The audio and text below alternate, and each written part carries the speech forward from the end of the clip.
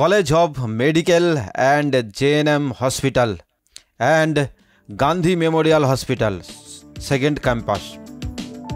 এটি ওয়েস্ট বেঙ্গল গভর্নমেন্টের একটি হার্ট বা কার্ডিওথোরাসিক হসপিটাল। লোকাল লোকেরা একে কল্যাণী গান্ধী হসপিটাল বা কল্যাণী হার্টের হসপিটাল বলে জানে সাধারণত। জয়েন বন্ধুরা, ঘষা গাছের নক নক ডক্টর সেগমেন্টের নতুন একটা ভিডিওতে আপনাদেরকে স্বাগতম। কল্যাণী AIIMS বা এমস কল্যাণীর জন্য কল্যাণী সারা ভারতবর্ষে খুবই পরিচিত এখন একটা জায়গা। কিন্তু ডক্টর বিধানচন্দ্র রায়ের মানসকন্যা এই কল্যাণীকে তিনি সব রকম চিকিৎসার হাব তৈরি করে গিয়েছিলেন। বর্তমান সময়ের মেনটেনেন্স, ইনফ্রাস্ট্রাকচার, ম্যানেজমেন্টের আধুনিকতার একটু অভাব আছে ঠিকই, কিন্তু একেবারেই পিছিয়ে থাকা কোনো হসপিটাল নয় কিন্তু একটাও। এইসব নিয়ে ডিটেলস কিছু বলবো না এই ব্লগে।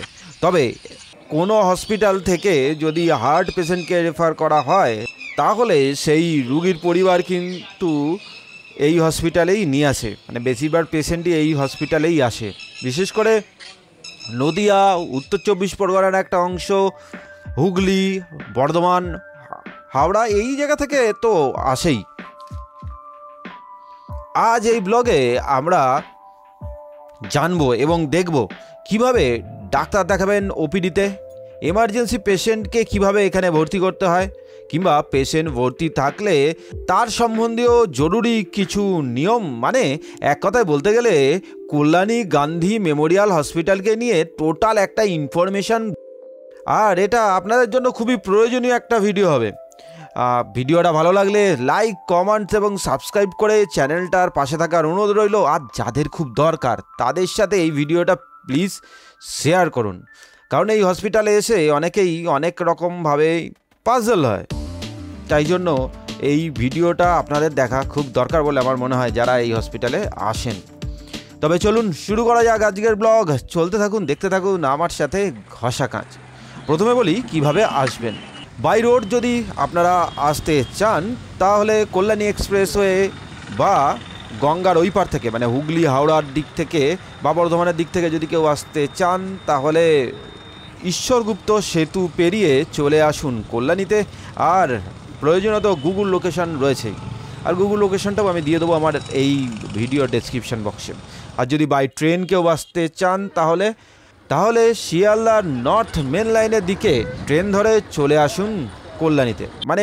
মানে Kalyani local, Krishnanagar local, Shantipur local, Gede local, Lalgola local ইত্যাদি এইসব ট্রেন ধরে চলে আসুন কল্যাণীতে।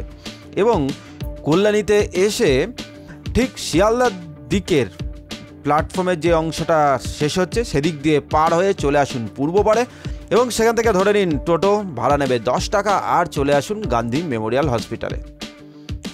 এবার বলি ওপিডিতে কিভাবে ডাক্তার দেখাবেন। এখানে ওপিডিতে ডাক্তার দেখানোর জন্য ওয়েস্ট বেঙ্গল গভর্নমেন্টের ওয়েবসাইটে গিয়েও আপনারা টিকিট রেজিস্টার করে এখানে আসতে পারেন, এবং এই টিকিট রেজিস্টার করা নিয়ে বিস্তারিত ভিডিও একটা অলরেডি আমার এই চ্যানেলে রয়েছে। আমি আই বটমে সেটা দিয়ে দেবো, সেটা দেখে নিতে পারেন। এছাড়াও আমি ডেসক্রিপশানে কোন ওয়েবসাইটে গিয়ে করতে হবে তার ডিটেলসও দিয়ে দেবো। এছাড়াও আপনারা সকাল সকাল চলে আসুন এবং লাইন দিন এই ওপিডি সেক্টরের সামনে, এবং সকালবেলা ওই 9টা থেকে 9:30টার মধ্যেই এই ওপিডি সেক্টর খোলে। ওপিডি সেক্টর খুললে লাইন দিয়ে ভেতরে প্রবেশ করুন এবং 2 টাকা দিয়ে টিকিট তৈরি করুন। তারপরে আপনারকে বলে দেওয়া হবে কোন ঘরে কোন ডাক্তার বসছে, এবং সেইভাবেই আপনাদেরকে ডেকে নেওয়া হবে। সেখানে গিয়ে আপনারা ডাক্তার দেখিয়ে নিতে পারেন। ডাক্তার যদি কোনো এই ওষুধ প্রেসক্রাইব করে, ভেতরেই ফার্মেসি আছে, সেখান থেকেও আপনারা ওষুধ সংগ্রহ করতে পারেন, কিংবা ঠিক হসপিটালের এমার্জেন্সির বাইরে বা ওপিডি সেক্টরের বাইরে একটা সুলভ ফার্মেসি রয়েছে, সেখান থেকেও আপনারা ওষুধ কালেক্ট করতে পারবেন। এই হলো ওপিডিতে ডাক্তার দেখানোর মোটামুটি নিয়ম। এরপর যদি আপনাদের কোনো টেস্ট দেয় তাহলে আপনারা এই হসপিটালেরই ওপিডি বিল্ডিংয়ের ঠিক পিছন দিকে চলে আসুন, এবং এখানে গভর্নমেন্টের সঙ্গে কোলাবোরেশনে একটি প্যাথোলজিক্যাল ল্যাব করা আছে। সেখানে এসে আপনারা প্রেসক্রিপশান দেখিয়ে টেস্ট করে নিতে পারবেন, এবং টেস্টের পয়সা অনেক কম নেয়, কিছু তো ফ্রি আছে। এবার যদি কেউ এমার্জেন্সি পেশেন্ট নিয়ে আসেন তাহলে এই সামনের গেটে নয়, চলে আসতে হবে পিছনের গেটে, মানে ওপিডি সেক্টর যে দিকটা রয়েছে ঠিক তার সামনে দিয়ে একটু এগিয়ে গেলেই যে পেছনের গেটটা রয়েছে সেইখান দিয়ে আপনারা ঢুকে যান একদম এমার্জেন্সির ভেতরে।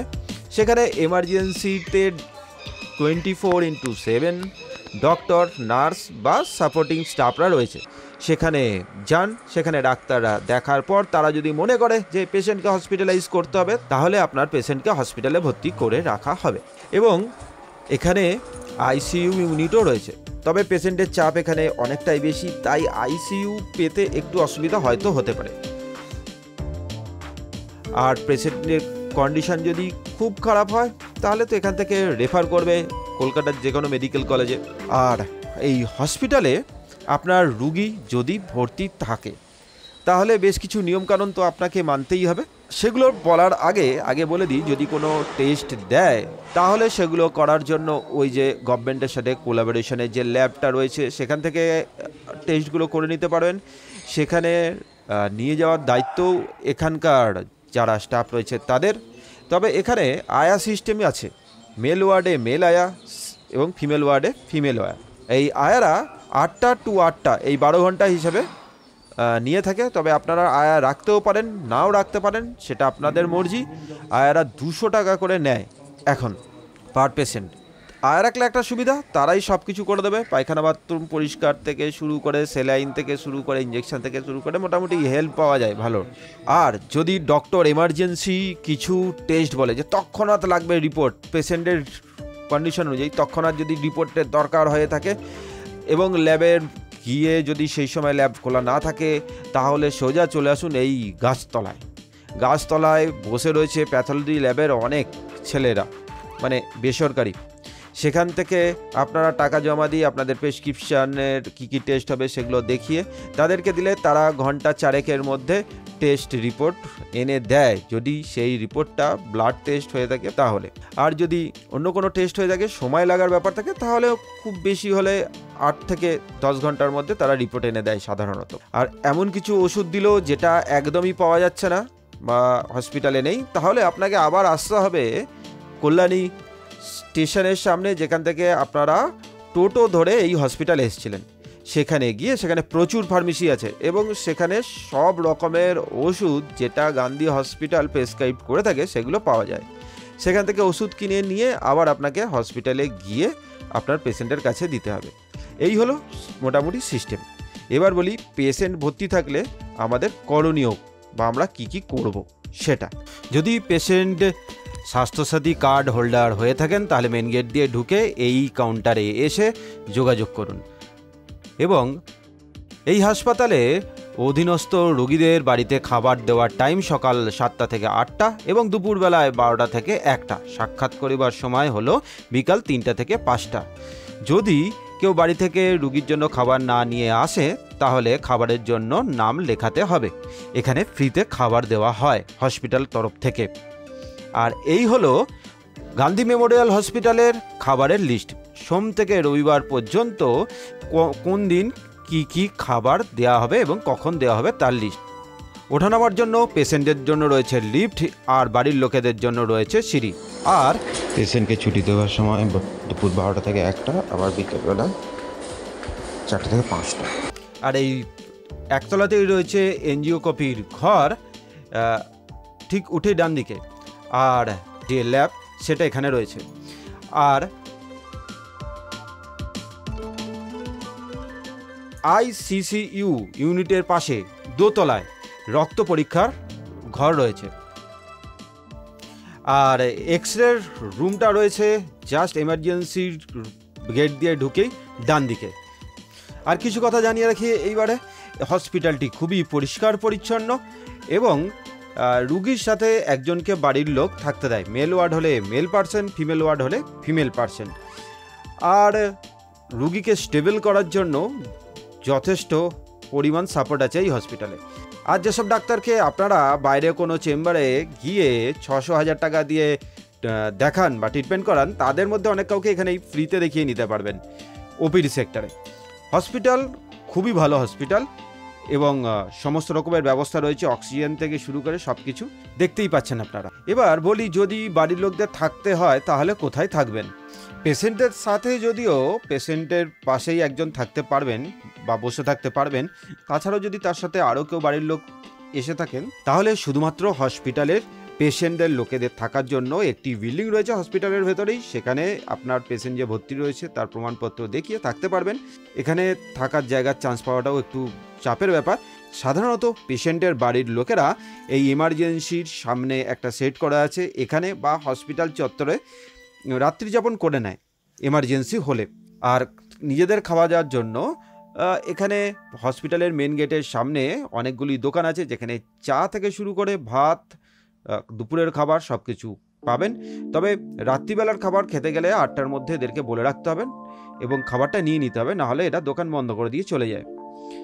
আর যদি এরকম পরিস্থিতি হয় তাহলে কিন্তু আবার আপনাদেরকে সেই কল্যাণী মেন স্টেশনের কাছে গিয়েই খাবার খেয়ে আবার আসতে হবে।